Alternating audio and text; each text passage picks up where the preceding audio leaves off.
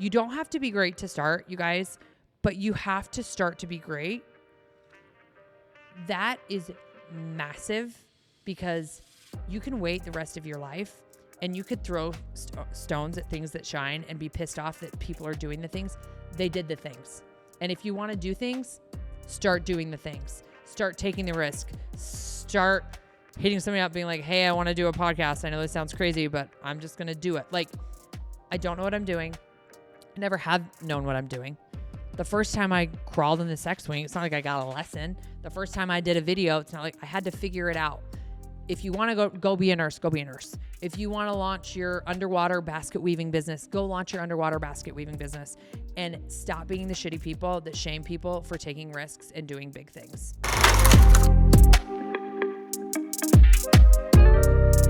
Hey guys, welcome back to the Law of Cassidy.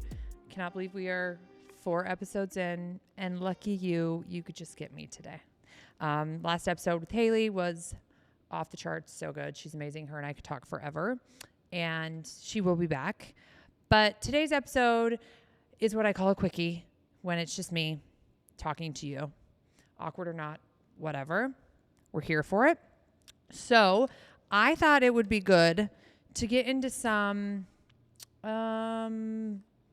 honesty, harsh truths, maybe some things I'm going to leave behind in 2025 and go into in 2026, because I believe this is going to go live and it's 2026, mid-January. So we're going to talk about some things that I've experienced and some things that I've learned in the last year that has been my hardest year. As you know, we kind of opened up, me and Josh talked about our family dynamic, really how I leaned on to people like my friend Haley, but we're going to get into some stuff. I honestly feel like I can freely talk forever, but I want to share some situations and some dynamics, some maybe relationships that are no longer, because in all honesty, I had moments in the last year that I was like, are people looking at me like, oh my gosh, this bitch can't keep a friend? Like, why don't they hang out anymore? Why don't they hang out anymore? And I think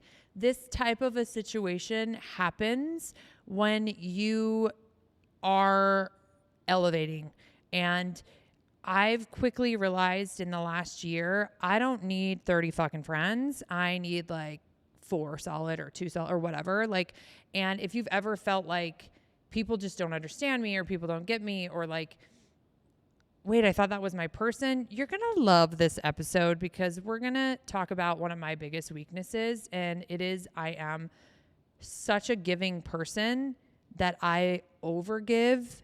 And then I have people just, excuse my French, like almost fuck me over, because I feel like 2025 was the year of that. But I also truly believe they were not meant to be in my life anymore, and sharing some of those hard lessons with you guys. So I've put together some quotes, which are then going to help me lead into these conversations. So buckle up. We are going to do some DM stuff. I actually just posted on my story live, and I was like, ask me anything. So we'll see what comes through. Sometimes like people are weird, and that's why this is fun, but we're going to get into it. Okay. So the biggest thing that I hate, but also love that I've figured out in the last year, is so many people think they have you figured out when they don't really know half of it. And it gets frustrating because it's very unfair. So I, in my previous work dynamic and social situations, have been labeled as this like mean girl. Okay. So my definition of a mean girl is you're a fucking mean girl. Okay. My definition of a mean girl is not someone who freely shares how she's successful at XYZ, or freely shares, oh, let me help you with XYZ, or freely like isn't threatened by other people. And that was kind of like my dynamic in my previous work situation. Is I never, and I don't understand this, and I'm gonna go off tangents because today's a tangent day, so just stay with me. I've never been the type of person that I look at someone and they're thriving, they're growing, they're doing something great, and I feel I mean, everyone has dealt with the feelings of jealousy or insecurity, yes. But something different that I've always done in my life is I look at it as an opportunity. Like, okay, that girl did it, pretty sure I could do it too. Instead of, oh, that girl did it, she must be a mean girl or she's a bitch. I mean, I literally just had this happen. I was on a podcast and somebody messaged this podcaster, kid you not, the host of the podcast, and was like, oh, Cassidy, she's a mean girl. I'm like, what is a mean girl? Because the last time I had a conversation with that girl that sent that message, I was giving her information to stay at one of my houses. So I'm confused. So that being said, I've never, great dynamic, I'll explain. There was someone who really jumped into TikTok in the beginning in our old company, and she sold $1 million in a freaking year. And people are like, oh my gosh, she's a liar. She's a cheat. Like, she's buying it. And I could have gotten caught up in those conversations, but instead I was like, well, if she could do it, so can I. And so what'd I do? I fucking figured it out and I did it. And I committed to the process and I made freaking 10 videos a day on these accounts and did it. I just don't understand people that look at someone who's doing something great and are insecure, jealous, then try and like twist the narrative. Like, maybe in 2026, we try to look at someone who's doing something great and use it as inspiration or use it as, well, if she can, so can I. And I think that's what's wrong with the world today is I think everybody just wants everything easy and they just expect it. And if it's not handed to them, like, great shit takes a lot of work, you guys. And great shit also takes, I'm swearing a lot today, sorry. Great shit also takes a lot of risk. And leveling up is not for the weak. And if you choose to take that direction in life, just buckle up and be ready because people are going to be assholes. Because I have literally, this girl do not know the girl that owns this podcast, that has a podcast and had me as a guest. She had the nerve to message her and say, oh, Cassidy, this. Wait a minute. Who's the mean girl here? Because you had the nerve to message her about someone else. That's just yuck. That's ick behavior. Not here for it. And so something I'm leaving in 2025 is if you don't know the person, you don't know what they've been through, and you're seeing what they're doing, and you're like, man, I wish I could have that. I'm going to challenge you to like maybe aspire to push yourself and try to do something more and maybe aspire to take advice from them or learn from them instead of being like, oh, she's a mean girl. Like, that's like small-minded thinking, and I'm like leaving that there. Okay. Question. What surprised me most about myself this year is everyone I think cares what people think, but I think this year was a year that I finally do not give a fuck. Like, I am at the point that I'm here to tell you, I think this came from Mel Robbins. I freaking loved her book, The Let Them Theory. Like, no one's coming to save you. No one cares. Like, the only thing that matters is you and I call it your nucleus, like your family, whether your family is your mom and your dad or your family is your children and your husband, whatever the dynamic is that's all that matters in the end. And no one cares about anyone else besides their own little nucleus, their own little world. And it's not that you're selfish. It's actually that you're going to invest your time and your energy and take care of you. Stop expecting people to like show up for you. And I had a really unhealthy dynamic with my previous work situation. Like, I was looking for something else. And I'm really trying to do this so I'm like not putting myself in a weird position because I'm not sharing names here. We're not doing that, so we're safe. But like, I was digging through text messages and I was like scrolling and I was like, this is like bad boyfriend behavior. Like, you know, the guy that you like text and they never respond? Like, it's baffling to me. I was selling millions of dollars a year and I would literally reach out to this person and it was like bad boyfriend behavior. It was like, I would send a message and it wasn't like a waste of time message either. It was like a strategy message or a check-in message or, hey, what's the inventory on this message? No fucking response. And if I learned anything in the last year, it's nobody gives a fuck that you sold millions of dollars a year for their company. Clearly. Nobody cares. Nobody gives a shit. So like, that is some real shit that you don't notice till you're out of it. But I was like scrolling because I was looking for something. And I'm like, the amount of times I messaged this person to have a conversation about business dynamics because we were in business together. And there was a point blank, like, fuck you, I'm not responding. Baffling. Okay. Okay. So something I learned most about myself this year is I don't give a fuck. And the things I give a crap about, involve me and my nucleus and the people that I love and care about, clearly. But like, the days of me giving up my peace to deal with shitty humans are gone. Okay? Perfect. Okay. What relationship dynamic hurt more than you expected? This was my own fault. I laid myself on this fucking sword. And we're going to tell this story because why not? I got to talk to you guys anyways. And we're going to tell it without using names. And if you people are smart enough and you know me well, you will put things together. But if you're not, you don't. And it's just like, we're going to just share a story that actually, we'll just say it didn't happen to me. Okay. So dynamic, someone I worked with, which I'm here to tell you, people you work with are not your friends. One more time. People you work with are not your friends. And then you're like, oh, they are. You guys, like, maybe there's a few solid ones, but like, if these people only want you because you have something that they want, like, they're not your freaking friends. Okay. So this was a work dynamic. We started working together around the same time. We were thriving, I guess. And I'm talking like 20 years ago, working together, everything's hunky dory, whatever. Like, when I lived with my ex-husband, this person like lived with us because she was struggling and she was like a mom. Yep. Anyways, don't want to get too deep into the woods there, but very just genuine person. That's who I am. I'm an over giver and it's bit me in the ass more than it's benefited me. So this is what I've learned about myself this year. And this is a relationship dynamic that really hurt me.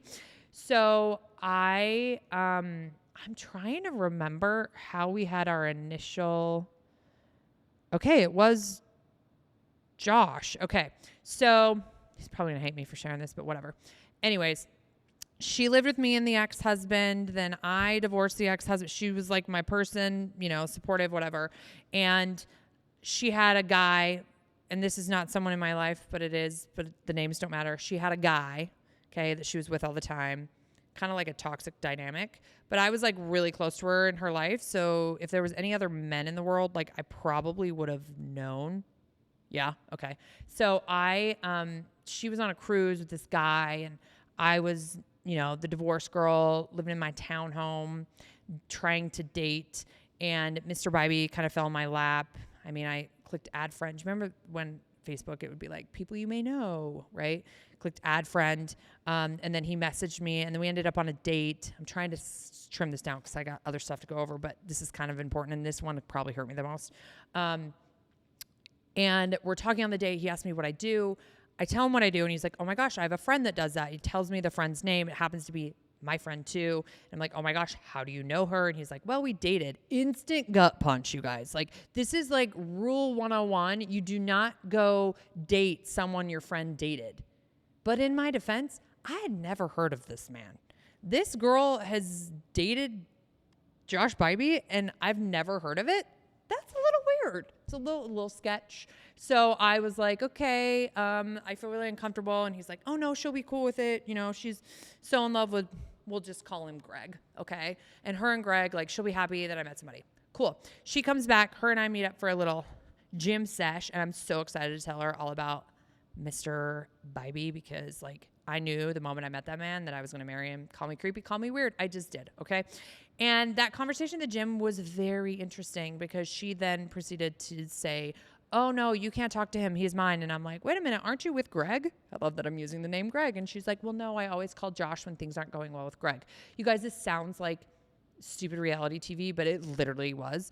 And then she was like, he's just really nice. Like, be nice to him. I was like, okay, whatever. I leave the gym. Little did I know that little Miss Sarah, we'll just use that name, Sarah picked up the phone and gave Mr. Josh Bybee a ring on the bling bling and was like, hey, yeah, I'm really worried about you. Like, talking to her, she cheated on her ex-husband. False. She's sleeping with a felon. false. You guys, I can't make this shit up. So there's that. And so Josh is like, well, this bitch sounds like she's crazy. And I've known Sarah, this bitch, for like a long time. So yeah. So Josh like devastated me and was like, I'm out. I invited him to a birthday thing. He's like, sorry, I'm out. You got to know the backstory, guys. I know this is a lot of rambling. Just follow along. So Josh is like, I'm out. Devastated me. Little Miss Sarah, her little magical ways, ends up dating him again. Doesn't even like him. Okay. I start dating someone else. She's just doing some shady shit, which then brings me to my next thing. Like, I don't care who you are.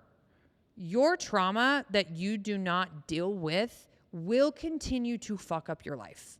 It will show up in your relationships. It will show up on how you are as a friend, as a mom, as a sister. Like, you got to work on yourself. And this is the perfect example. Long story short, truth came out. Josh came back to me. Like, I figured out she did this. I was like, who does this to a friend? Cut the bitch out of my life. Like, so this is where I come back to my biggest blessing and my biggest weakness is I have a massive heart, and I truly believe in people changing or like working on themselves, or like I'm easy to forgive. So this girl, Sarah, shows up when I'm 9 months pregnant with Jovi and is like, I really want to talk to you. Like, I want to, like, you know, I've been working on myself. I want to work through some stuff. Josh is like, you probably should talk to her. We go meet for coffee. This girl takes ownership. She's like, I'm sorry. That was fucked up. Like, I didn't really like Josh. And I did that because I didn't want you to have him. Like, some really shady, insecure, you have some shit going on shit. And I just took it for what it was. I was like, okay, thanks. And moved on in my life. Well, this little weasel, and I don't care saying that, just started showing up in my life. And now I've become very aware that if somebody just starts showing up in your life again that's from the past, like, you don't have to open the freaking door. Okay? Actually, learn from me. Do not open the door. When someone shows you who they are, they showed you who they are. I don't care about any of that. I'm terrible at that. I'm like, oh, they apologize. They're good. So this girl comes back in my life. We're like golfing together. She wants to know everything because, remember, rewind. I saw someone selling millions a year doing content. I was like, if that bitch can do it, I can do it. Taught myself. I invested thousands of dollars in, you know, courses, scripting, ChatGPTs, like learning it all. Okay. I spent the money, I spent the time, I spent the hours learning it. So now everybody wants to learn how I did it. And the timing is just real interesting that Snaky Sarah over here, not her real name, we're just saying that, decided to come back into my life. Well, the thing that hurt me the most in the last year was this Sarah person was well embedded in my life now. I mean, cried on my couch, needed help finding a therapist for her kid, like a lot of stuff. And I just poured into her, gave. And it's so funny when the snakes get what they want from you, they no longer like care. And she literally text message was like, I no longer have space for you in my life. This was my fault, guys. I'm going to take ownership. This is what therapy has taught me. Like, I chose to allow someone back in my life when they showed me who they were. And I knew she didn't work through her shit. So and I'm taking ownership. And I know people are like, oh, well, maybe you're the problem. I asked my therapist this last year because this wasn't the only occurrence. This happened with multiple people. And now I know that these people were not for me, which I'll get into the next quote. But like, I sat there with my therapist. I was like, listen, we got a pattern.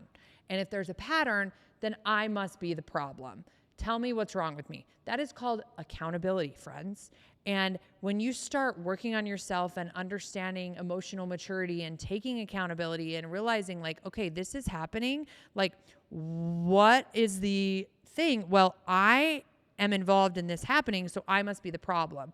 But then understanding that you are in fact the problem, but you are in fact not the problem. I was the problem because I had no fucking boundaries. And I also was the problem because I do not owe shit to anyone. I don't have to help anyone. I don't have to give to anyone. And if you are someone like me who just is kind of like a unicorn, I learn, I figure out, I grow, I take risks. People are going to have their hands out. They're going to want the things. And I'm a little more protective of that now. because of that dynamic. So that one hurt. That one sucked. I was really proud of me of the boundary that I put up though. Like there was no, like old me would have been like, what did I do wrong? Blah, blah. I was like, nope, done. See ya. Okay. What moment made you feel the most alone? I'm trying to think. There was a lot. There was a lot of situations where I got a lot of word salad. I got a lot of BS, and I just kept showing up for people and situations that were not serving me. They were just causing more chaos in my life. And when I started really leaning into my healthy boundaries, I felt very alone. Because you will feel very alone because people don't like you when you have boundaries. People like you when you don't have boundaries. Okay. And I heard a quote today that really helped with like this dynamic that I've been through, and hopefully it'll help some of you. It hit different. It said, sometimes nothing, because I will tell you in the last year, I kept feeling like nothing good was happening for me because it was very hard. So sometimes nothing good happens to you because you actually are the good for other people. And like, have you ever felt like you're like giving your all, give, and it's not like reciprocating, it's not coming back to you. You feel like it's this never ending, like draining pit. Okay. You're pouring yourself into everyone else and you feel like nothing comes back your way. So it's because I now look at that like, and it's kind of hard to process, but you maybe were meant to be that person for that, like good for those people. And then they go on with their lives. And even though you didn't get something reciprocated, like what a blessing you were to bless those people. And hopefully like in the future, they learn to like treat people differently. I don't know if that makes sense. Kind of like everyone loves and adores you as long as you're not a threat. People who are not treating you well are not going to treat you better if you work harder. And that was another one I had to learn because I kept pouring into like a business dynamic. Clearly, terrible boyfriend dynamic, like texting this person like over and over and over, just ignore. I mean, I'm a business owner, and if I had one of my top producers like needing, not that you pick others, but like, can you just like communicate with the person? I don't know. It's very odd. So there was a lot of dark, there was a lot of that, but in that being said, I didn't want to just ramble these stupid things to you. I wanted you guys to understand that you may think you know someone, but you actually don't. And I found myself never feeling threatened by other people. I found myself always being willing to help others, always being willing to share and educate.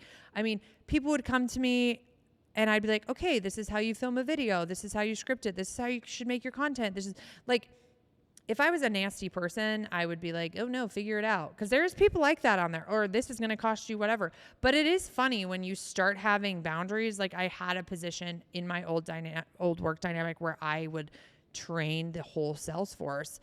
I was being compensated by my old work to do so.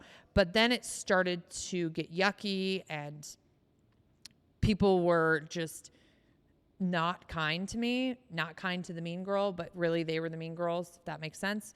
And I decided to step away, and my work dynamic was like, you should probably charge for these services. The moment I started saying, oh, if you would like XYZ, it's going to cost blank, it was a freaking uproar. Like I have never in my life expected someone to just freely give me something. Like, and it's funny because these are like people who were like my people. Like I had people that were like at a baby shower for my child that literally were screaming at me in the phone while I'm getting my eyelashes done. My eyelash girl's hearing it, tears rolling down my cheeks. I know this sounds like a lot of drama, but we're just spilling the tea because I'm teaching you life lessons here. And this girl is saying, nobody likes you. Nobody respects you. You're a terrible person. And my eyelash girl is in my ear on the other side. And she's like, do not listen to her. What she's saying is not true. And I eventually was like, you know what? I don't have to listen to this anymore. And click. The reason I'm sharing this with you is if you feel as if you've had people in your life and they were your people, they may not be your people. And it's okay because this one's really good. Are you ready? The most powerful thing you can do in your life It's not knowing when to walk into a room or when to take a new opportunity. It's knowing when to walk out of the room. And sometimes it's not about the doors you're going to open for yourselves, but it's about closing the doors that aren't for you any longer. And that was probably the hardest decision I made last year, is walking out of rooms that weren't for me anymore. You guys, I had a thriving business.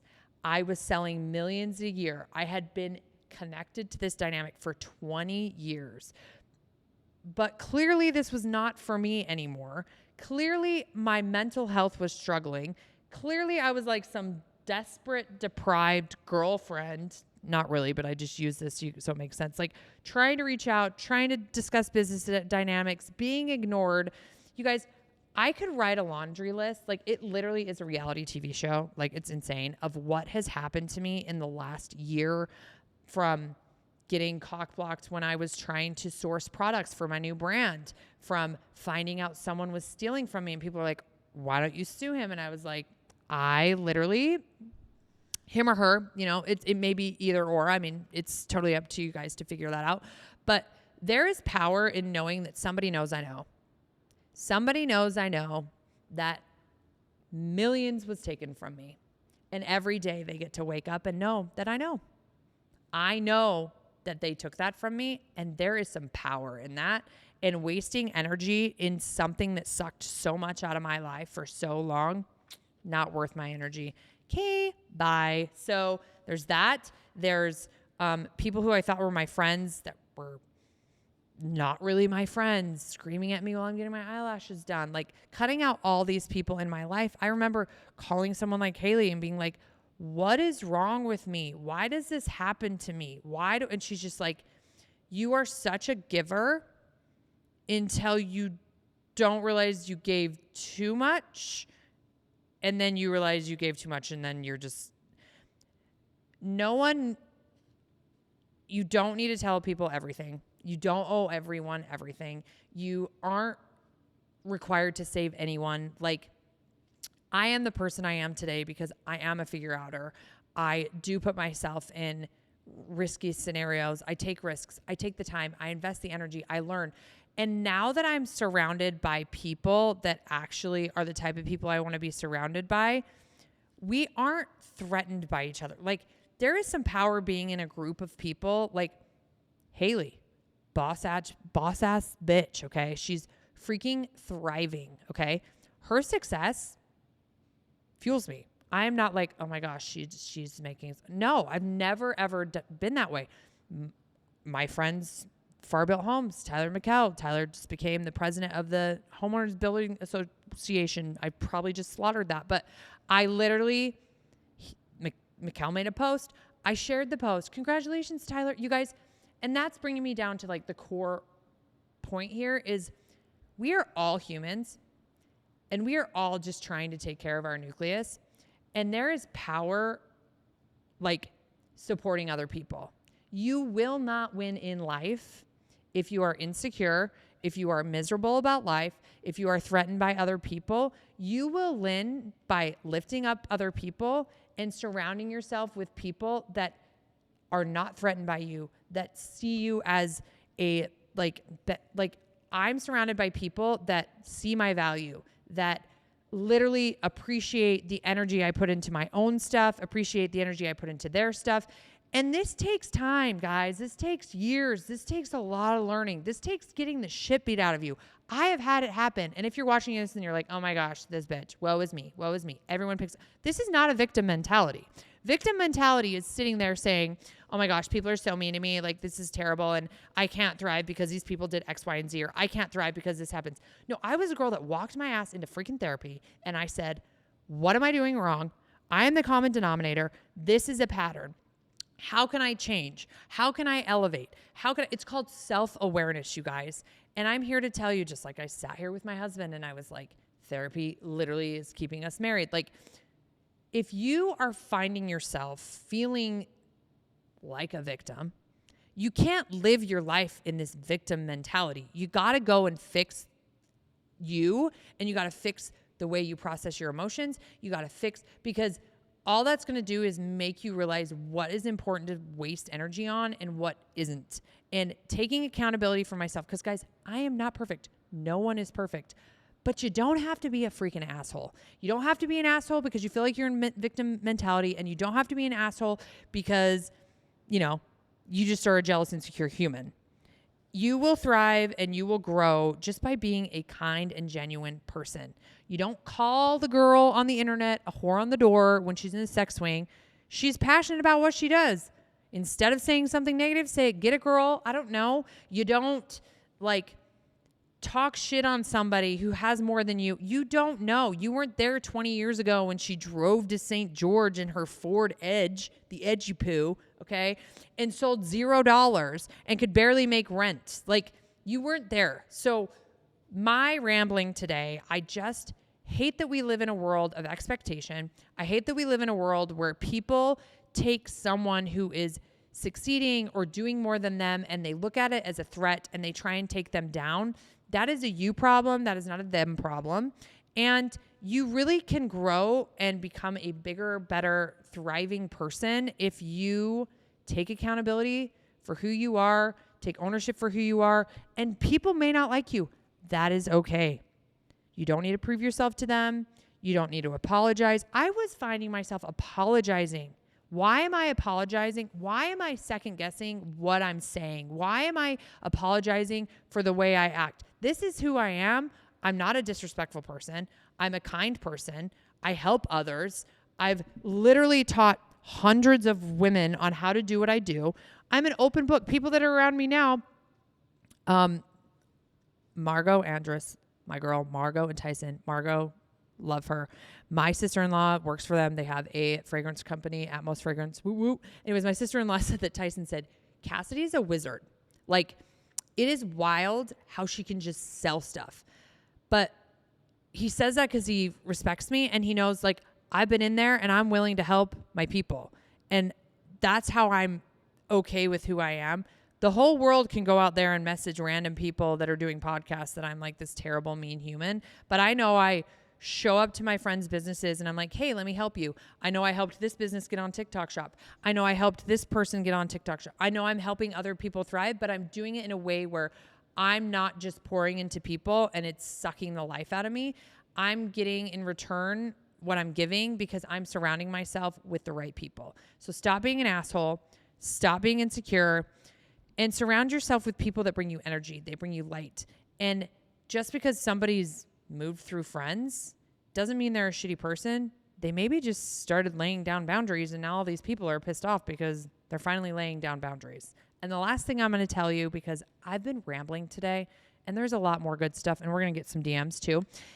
I love this quote by Zig Ziglar because I have so many people be like, how do you do what you do? How do you guys, I've launched a podcast. I don't know what I'm doing. I'm rambling to a camera right now wearing a hat that says sorry about my husband. I do love my husband. Shout out to Josh Bybee. But I don't know what I'm doing, okay? You don't have to be great to start, you guys, but you have to start to be great. That is massive because you can wait the rest of your life and you could throw stones at things that shine and be pissed off that people are doing the things. They did the things. And if you want to do things, start doing the things. Start taking the risk. Start hitting somebody up being like, hey, I want to do a podcast. I know this sounds crazy, but I'm just going to do it. I don't know what I'm doing. I never have known what I'm doing. The first time I crawled in the sex swing, it's not like I got a lesson. The first time I did a video, it's not like I had to figure it out. If you want to go be a nurse, go be a nurse. If you want to launch your underwater basket weaving business, go launch your underwater basket weaving business and stop being the shitty people that shame people for taking risks and doing big things. That's my little soapbox. I hope you got something from this. And like always, spread the love of this podcast because that's all I'm trying to do is just pour into you guys and teach you the things that I've learned, what not to do, what to try, what works, because we're all here just trying to survive. Okay, so I did this DMs and I did it on my story because we're going to see what people are sending me randomly. So first we have, do you have a good attitude? Depends on the day. Right now? Yes. Okay, that was easy. Next. If I lost trust in my girlfriend, how do I get it back and not always feel jealous? This is a great question. I have dealt with these dynamics a lot in my work. And as a couple in a relationship, if trust has been broken and you want to move forward, you both have to make a conscious decision that you're moving forward. The biggest mistake that people make is they make a decision to move forward and then they keep bringing skeletons back from the closet. You will never move forward. If you are moving forward in a dynamic where you lost trust, you are literally severing the limb of what happened and you're moving forward and starting fresh. The biggest issue you will have by being jealous is because you're still holding on to it. So if you decide to be in that dynamic and build trust together, you both have to just leave that situation there and never speak of it again. That's my advice. Okay. Would you want to know who has a crush on you? Yeah, his name is Josh Bybee. People are so funny, the messages they send. Okay. How do we watch your podcast? This is a perfect way to... It's on YouTube. It's on Spotify and it's on Apple, and I drop new episodes on hump days, on Wednesdays. So that is how you watch it. There also is an Instagram at the Law of Cassidy. And there was one more thing I wanted to talk about. Oh, where is it? This little thing, because, you know, Covet This, we talk about a product. You guys, so the people I work with to get products, whatever, my girl Linda, she's like, oh my gosh, I'm going to send you this device. You got to let me know, but this is a really good one. So she sends it to me and I was like, wait a minute. Okay. This is, I call it the romp, the reach around. Okay. It literally fits in your finger. Okay. The reason this is so nice is it fits in your finger. Okay. You know, those moments when you're in the awkward position and you're like, oh, I need some stimulation on my clitoris, but how do I reach? I don't know. And then you get a bullet. You remember those metal bullets with the strings and it's like slipping and sliding all over the place. Cause as you get aroused, you get wet, you know, it's like just what happens.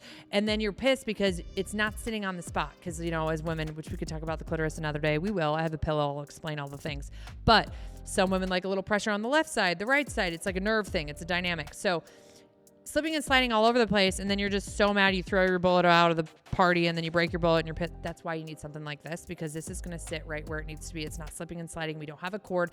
This actually has like a vibration plus an air suction. Like there's a cubby hole there. You guys, I call this the romp. It's on my website. This is small, but oh so mighty. And one of my most viral devices. Finger fun. Get yourself the romp. Thank me later. I always call it Covet This because it's definitely something you need to try. I'm always talking about, you know, the products, the goods, whatever.